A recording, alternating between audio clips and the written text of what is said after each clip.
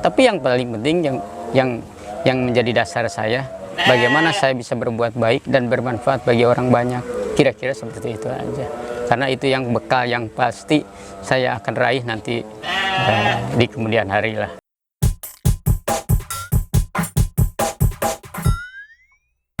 Assalamualaikum warahmatullahi wabarakatuh. Selamat sore sobat alumni. Sore. Hadir lagi sekarang sama Ikram di acara Destinasi Alumni. Sekarang udah ada salah satu alumni IPB Subang udah sama saya oleh ada Pak Kang Guru ya manggilnya, Ya, Pak Guru. Pak Guru, Pak Guru sama aja Pak Bing. Ada Kang Guru. Kang, punten mau tanya, mungkin bisa diceritakan lu Kang, siapa nama lengkapnya, Kang, IPB-nya angkatan berapa, jurusan apa gitu Kang? Terima kasih sebelumnya adik-adik alumni IPB Subang. Saya mengenalkan diri dulu, nama Bimbing Dimas Febriawan. Saya sebenarnya kalau lulus itu cukup lama juga. Udah lama ya Kang? Iya. Tahun 92 saya lulus itu dari Bogor ya. Cuman dulu programnya ada D3 Akta 3. Jadi intinya saya dulu ingin kuliah ke Bogor itu cari yang memang ada beasiswanya, karena memang background kehidupan keluarga saya cuman anak guru SD, lalu kemudian ada yang kuliah juga dua, kakak saya di situ juga sama, di Bogor juga. Jadi alumni Bogor semua gitu. Satu yang pertama beliau ngambil jurusan perikanan, yang kedua juga jurusan perikanan, saya beda sendiri, jurusan peternakan. Peternakan gitu. Ya Iya, Kang? peternakan. Gitu. Berarti angkatan berapa Kang? Angkatan 20... sekitar tahun 92 lah, angkatan 25 lah. 25 ya, 25. Saya dapat ijazah diplomanya 1, kemudian IKIP Jakartanya dulu IKIP Rawamangun. Rawamangun. Iya, dulu namanya IKIP Rawamangun. Sekarang kan UPI Jakarta ya. Iya. Gitu. Nah, saya lulus tahun 92, spesialisnya sebenarnya saya spesialisnya unggas. Unggas. Dulu, tapi usahaan domba sekarang. Domba semua bisa dilihat teman-teman. Gitu. Ya, lulus tahun 92, lalu kemudian tuntutan karena programnya program pemerintah, sehingga saya harus mengajar, mau bagaimanapun ya otomatis jadi pegawai negeri lah, dalam arti 3 tahun F+1 saya harus mengabdi kepada negara dulu kurang lebih sekitar 7 tahun. 7 tahun. Itu ya intinya berjalan mengajar, kemudian saya kembali ke Kabupaten Subang pada saat tahun itu juga, lulus tahun 92 itu. Singkatnya mengajar sampai tahun 2007, kalau nggak salah tahun 2007. Tahun 2007 saya pindah ke Dinas Peternakan, tapi tetap di samping saya mengajar sebagai ASN juga atau sebagai pegawai Dinas Peternakan, setelah tahun 2007 itu ya saya sambilannya ternak begini gitu. Kalau dulu kita ambil unggas, cuman karena saya prediksi di unggas itu kedepannya naluri bisnis gitu, selalu benturan dengan perusahaan besar, sehingga saya cari yang betul-betul mandiri, dalam arti saya harus banyak mengeluarkan biaya operasional. Betul. Karena memang kebijakan pemerintahnya dari dulu juga kita tahu benar bahwa subsidi kepada para peternak itu sangat kecil sekali, sehingga kita benar-benar dipasrahkan beternak itu murni mandiri. Jadi kita hidup beternak ya itulah beternak, apa segala macam kita sendiri, nggak seperti kalau saya ada informasi dari kakak kelas, dari siapa pada saat itu, dari pengusaha juga. Kalau kita harus, satu sisi kita harus kompetitif ya, bersaing. untuk menghitung kepada laju HPP bobot hidup ini aja kan gitu. Kita udah mahal banget gitu.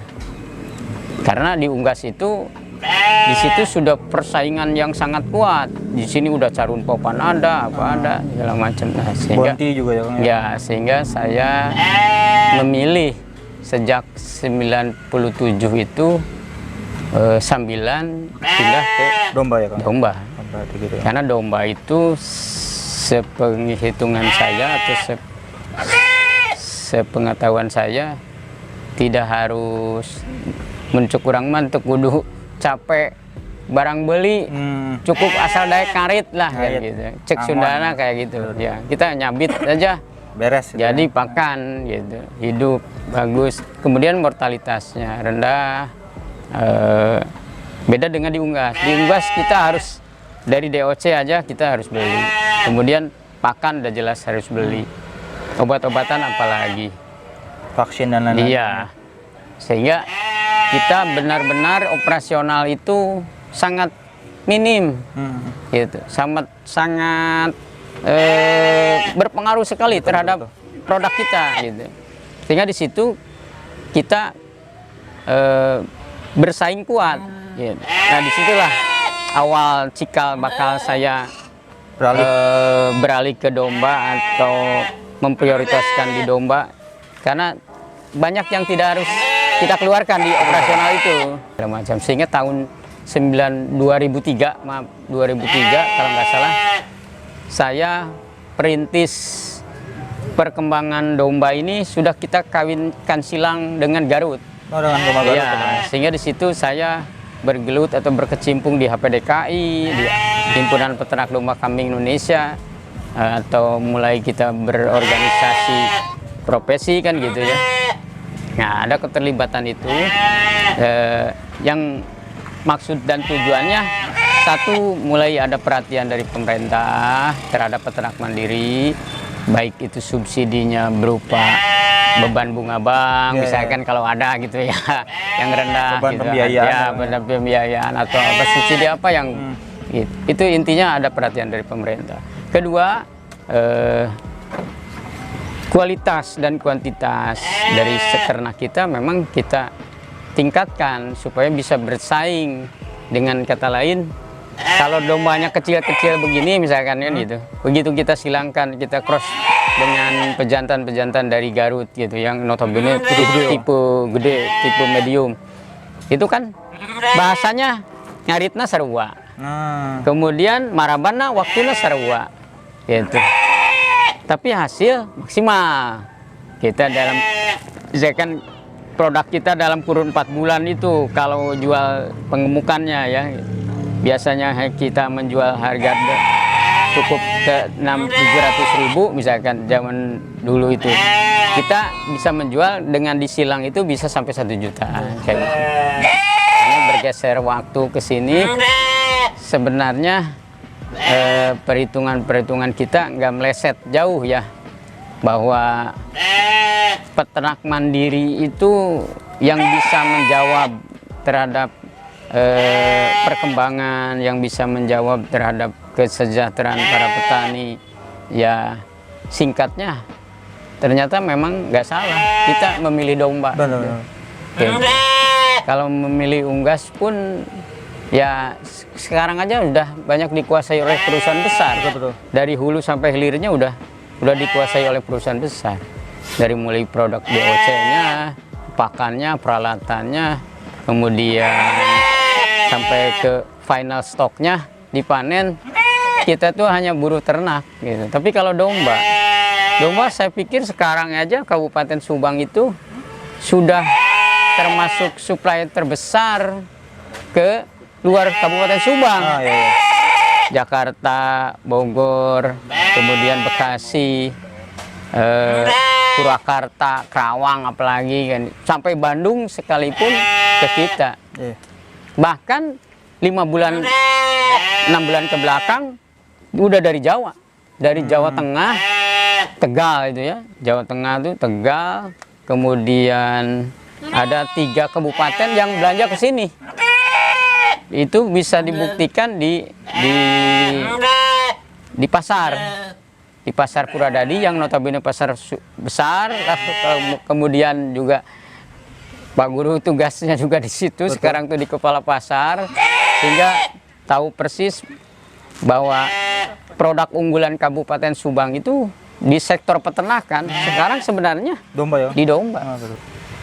Retribusi itu besarnya dari domba. Dari domba ya, gitu. 90%. Iya, 90%. Sobat alumni, kelihatan ya, maksudnya kalau misalkan lulusan alumni IPB itu bisa apapun pakai ilmu gitu, Kang. Tadi kan pakai perhitungan, pakai analisis gitu kan, bagaimana biar maksudnya kan Kang Guru juga, Pak Guru atau Kang Guru juga kan tadi analis kayak wah kayaknya di Unggas nih gak akan bekerja gitu kan. Terus oh berarti kita harus beralih ke domba, berarti itulah ciri khas alumni IPB yang harus diturutin dari apa yang bisa kita ambil pelajaran dari Pak Guru, bahwa sebuah bisnis itu harus pakai ilmu gitu kan. Tetapi Kang ini penasaran nih, ini tuh ada Kang Guru tuh itu tuh panggilan dari apa gitu Kang? Guru apa guru? Sebenarnya literal guru atau apa nih Kang? Itu titel atau brand yang saya pegang. Karena memang background saya pendidikan. Background saya pendidikan dan sempat jadi guru, makanya dipanggil guru itu. Cuman gurunya kalau di komunitas olahraga, misalnya di komunitas saya, kan banyak tuh guru. Karena saya dari domba jadi khas. Orang akhirnya panggil ke saya guru gitu. Tapi sebenarnya saya sengaja, saya bahkan tidak sedikit yang manggil guru domba, ada yang guru sapi, guru daging. Gak apa-apa bagi saya, karena di situlah brand saya kan gitu. Berarti domba Kang Guru gitu. Iya. Daging Kang Guru itu kan sering sampai, kan konsep saya sebenarnya konsep yang usahanya dari hulu ke hilir. Betul. Jadi bagaimana kita mulai produksi, kemudian kita panen, nanti kita olah sampai kepada penjualan di gulai dan satenya. Terus Kang mau nanya juga, kalau misalkan sekarang kan banyak ya Kang isu yang di masyarakat atau isu di negara tentang kenaikan harga daging, kenaikan harga ini antara demand dan supply, itu tuh dari Akang sebagai peternak, pandangannya tuh itu kenapa sih Kang bisa ada terjadi fenomena-fenomena seperti itu? Ya, kebetulan saya pribadi kan di ASN hafal sedikit banyak ya. Kemudian pelaku ya, kemudian di komunitas pun ya. Dan itu harus, kalau menurut saya adik-adik ini harus masuk ke satu organisasi yang memang di situ kita dapatkan informasi yang singkat gitu. Jadi sebenarnya ini kelemahan, kalau menurut satu sisi kelemahan, di sisi lain juga bisa dibilang kelebihannya. Kenapa saya bilang kelemahan? Kelemahan itu dari segi pasar itu kita diberikan kebebasan. Jadi persaingan tuh dilepas begitu aja lah, seakan-akan dilepas oleh pemerintah itu. Jadi kasarnya rek hirup rek paeh empek maneh lah, itu bisa maneh kan, kira-kira seperti itu. Sehingga kami itu dibenturkan antara peternak mandiri dengan peternak mandiri, dengan dengan koperasi atau dengan pengusaha besar tuh di situ beradu. Makanya mau hidup ya hidup, mau mati ya mati, sehingga strategi kita mesti kuat. Nah, kejadian kenaikan seperti yang begini itu, kebetulan kalau saya kacamatanya kacamata Kabupaten Subang ya, kebetulan tahu dari 92. Ini nggak mungkin, nggak mustahil, nggak akan terjadi tertekan harga nggak naik, pasti tetap naik. Kalau menjelang Idul Fitri, menjelang Idul Adha, hari-hari besar itu, karena notabene pedagang itu kesempatan untuk mencari. Kalau maremaan dia harus rugi, berarti dia tidak cocok jadi pedagang, istilahnya begitu. Betul. Jadi bagaimanapun harus untung. Kapan lagi gitu. Nah, lalu masukkan kepada teknik. Kebetulan di Subang ini, contoh kemarin aja, misalkan bisa daging sapi bisa melonjak sampai 150.000 ya. Bahkan Pak Guru pun jual 140 yang potongan. Kalau yang frozen 120 terus terang aja, 120 115 frozen ya. Nah, jadi ada dua produk di situ. Nah 150 nggak apa nggak bisa. Padahal supply ada, ya permintaan udah jelas meningkat sedikit gitu. Nggak seperti tahun-tahun yang lalu. Tapi terjadi lonjakan yang berbeda dengan tahun yang lalu. Sekarang naiknya bisa sampai 25%. Jauh ya. Dulu tuh paling tinggi 12 atau 15%, sekarang bisa sampai 25%. Baru bulan puasa munggahan ya istilahnya. Nah, itu kejadian naiknya begini. Subang itu kebetulan suka ada paket, namanya paket daging ya, yang orang udah nabung dari setahun yang lalu, kemudian dia baru belikan, belikan pada pengumpul lah seolah-olah, sehingga permintaan daging itu selalu naik. Nah, si pedagang daging yang biasanya motong 1 ekor atau berapa ekor gitu, melipat. Ya, ada bisa jadi 4, bisa jadi 5 gitu. Sementara yang diperlukan ya hanya daging. Padahal ikutannya banyak, cokor, jeroan, semuanya. Kerewet, lemak, gitu. Itu mau dikemanain, gitu lah. Ini kan harus terjual.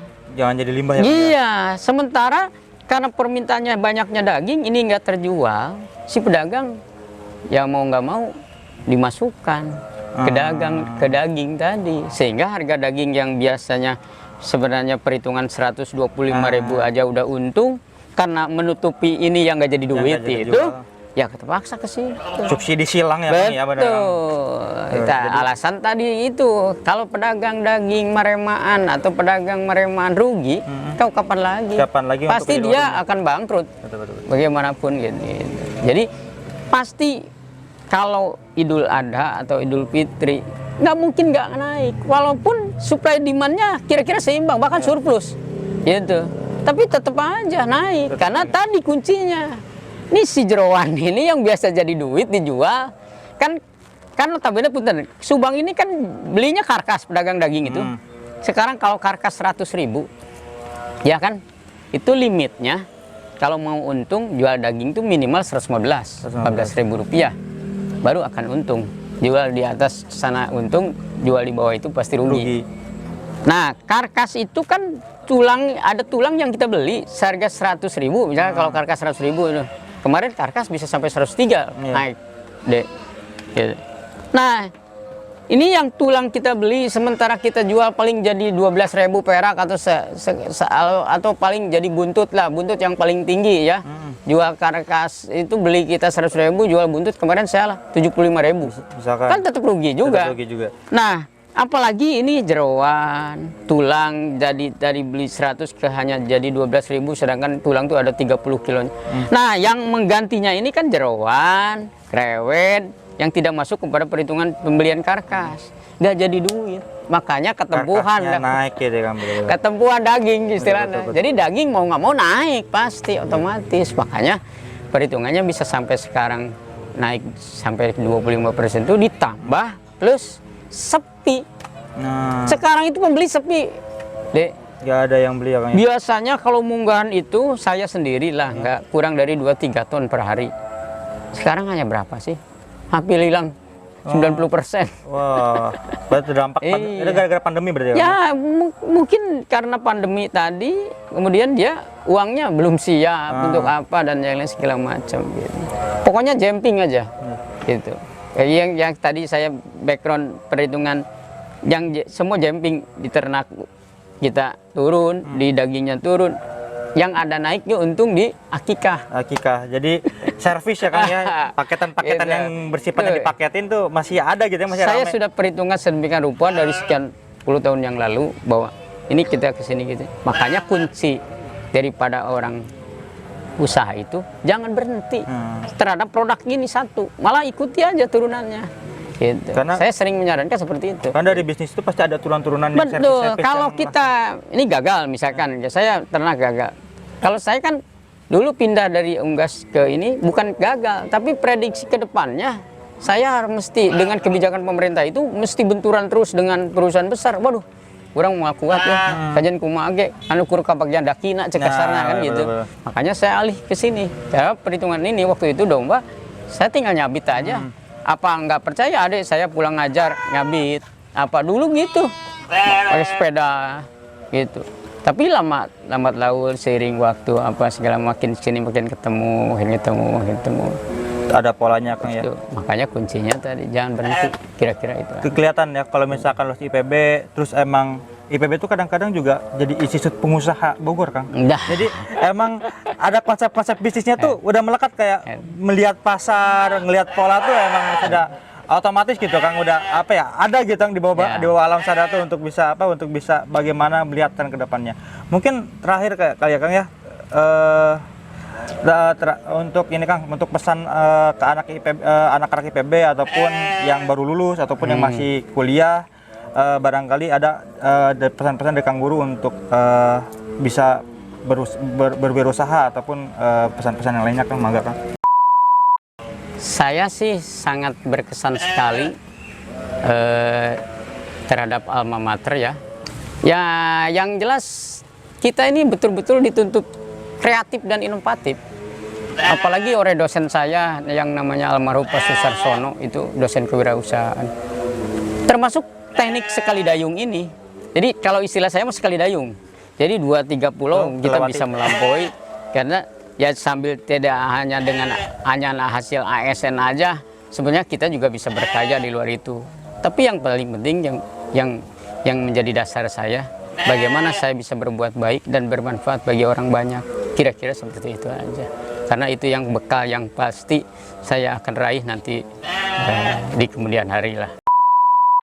Mungkin sekian aja dari laporan dari kandang destinasi silaturahmi pada saat kali ini bersama Kang Guru. Jadi tadi banyak pesan-pesan yang bisa saya dapatkan juga secara pribadi, secara umum buat teman-teman semua, seperti konsistensi, dan kalau misalkan buat bisnis harus pakai analisis, dan juga teman-teman alumni, teman-teman mahasiswa mau berkarya dimanapun ya Kang ya, mau jadi ASN, mau jadi misalkan pegawai bank, ataupun mau jadi guru atau jadi pengajar, jadi dosen, tuh pasti ada semangat asalkan ada kemauan ya Kang ya, untuk bisa membangun bisnis-bisnis yang lain tuh masih bisa.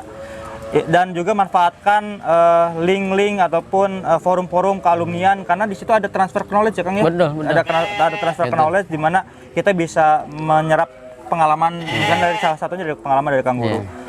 Mungkin sekian untuk destinasi silaturahmi pada kali ini. Sampai jumpa di destinasi silaturahmi selanjutnya. Terima kasih. Wassalamualaikum warahmatullahi wabarakatuh. Waalaikumsalam warahmatullahi wabarakatuh.